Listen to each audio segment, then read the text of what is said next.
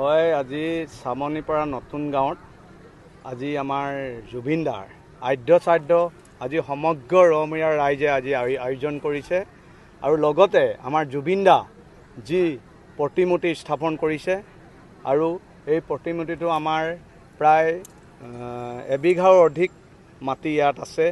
আমাৰ এবিঘাৰ অধিক মাটিত আমাৰ প্ৰতিমূৰ্তি স্থাপন হ'ব আৰু জুবিন দাক আমি আমাৰ মাজৰ পৰা হেৰুৱাইছোঁ যদিও আমি আজি জীয়াই ৰাখিব লাগিব।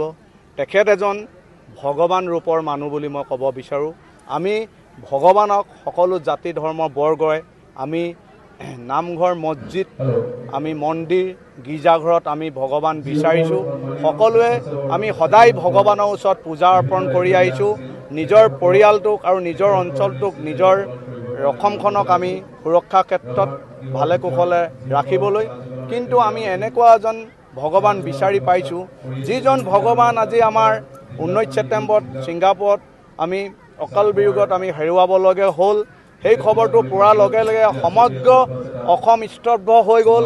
অসমৰ যিমান 3 কোটিৰো অধিক জনসাধাৰণৰ চকুৰ পানী পৃথিৱীত পৰিলে আজিও জুবিন দাৰ চকুৰ পানী আমাৰ চকুত ওলাই আছে। আমি যদি জীয়াই আছোঁ যদি আমি খুব দুখ কষ্টত জীয়াই আছোঁ।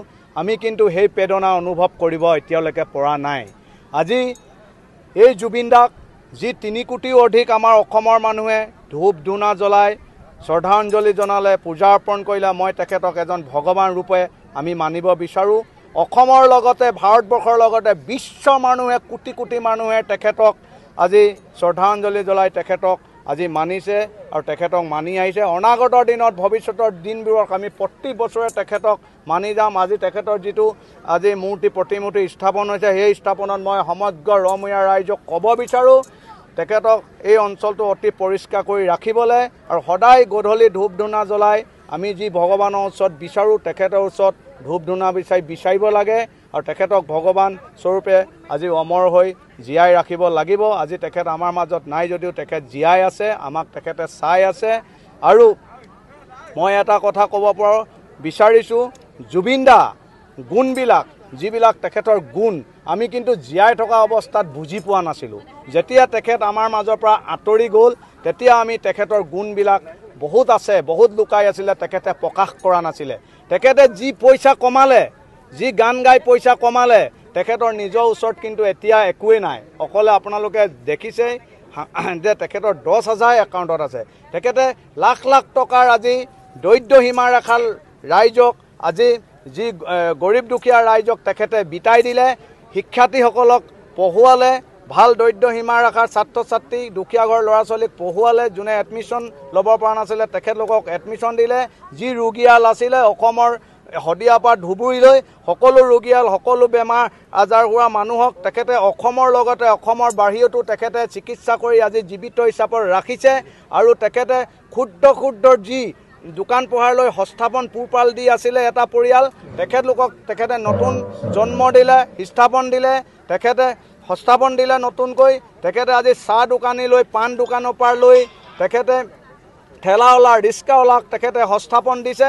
ইমান এটা মহান কাম কৰিছে কিন্তু তেখেত আজি আমাৰ কাৰণে ভগৱান আৰু আমি তেখেতক সদায় ভগৱান ৰূপে পালন কৰি যাম। আৰু মই সমগ্ৰ ৰমৰীয়াবাসী ৰাইজক তেখেতক মই পালন কৰি যাবলৈ মই আহ্বান জনাইছোঁ। আমাৰ কাৰণে যথেষ্ট সৌভাগ্যৰ কথা আমি আমাৰ অতি মৰমৰ প্ৰাণৰ শিল্পী জুবিন গাৰ্গ ডাঙৰীয়াৰ আমি সমূহ ৰমৰীয়াবাসী একত্ৰিত হৈ আমাৰ সূৰ্যোদয় যুৱ সংঘৰ আতিথ্যত আমি দিনজোৰা কাৰ্যসূচীয়ে ৰাজহুৱা আদ্যশ্ৰাদ্ধ আমি অনুষ্ঠিত কৰিছোঁ। এই মহান শিল্পীগৰাকীক আমাৰ অসমৰ প্ৰতিটো চুকে কোণে তেখেতৰ শ্ৰদ্ধা সকলোৱে জনাইছে আৰু আমিও মানে সমূহ ৰমৰীয়াবাসী ৰাইজ আমিও থাকিব পৰা নাই। আমি বিভিন্ন প্ৰান্তত বিভিন্ন ধৰণে ৰমৰীয়াবাসী ৰাইজে বিভিন্ন ধৰণৰ শ্ৰদ্ধাঞ্জলি জনাইছে যদিও আজি আমি সমূহ ৰমৰীয়াবাসী একত্ৰিত হৈ সমস্যৰে আমি এই মহান শিল্পীগৰাকীক শ্ৰদ্ধা জনাবলৈ আজি আমি একত্ৰিত হৈছোঁ। আৰু আমি ইয়াত আপোনালোকে দেখিছে আজি নাম প্ৰসংগৰে আজি আমাৰ প্ৰথমটো কাৰ্যসূচী অনুষ্ঠিত হৈছে। এই নাম প্ৰসংগৰ পিছতে আমি আমাৰ যি জুবিন গাৰ্গ ডাঙৰীয়াৰ প্ৰতিশ্ৰুতিত আমি সকলোৱে মাল্যাৰ্পণ কৰিম, শ্ৰদ্ধাঞ্জলি জ্ঞাপন কৰিম।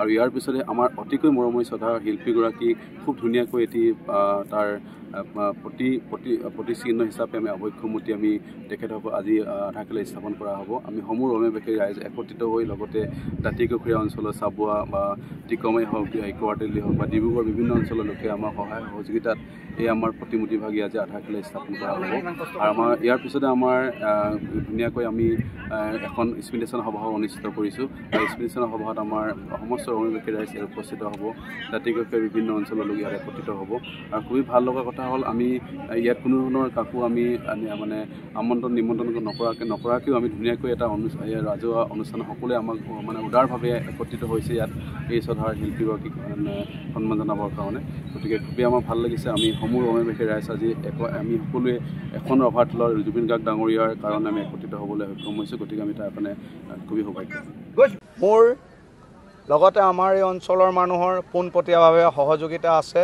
মই আজি যিটো মূৰ্তি স্থাপন হ'ব মই 1 লাখ টকাৰ মই আগবঢ়াইছোঁ মূৰ্তিটোত আৰু আমি শাৰীৰিকভাৱে হওক আৰ্থিকভাৱে হওক আমি বহুত কষ্ট কৰি এই মূৰ্তিটো বনাম আৰু এই জুবিন দাক আমি অমৰ কৰি ৰাখিম।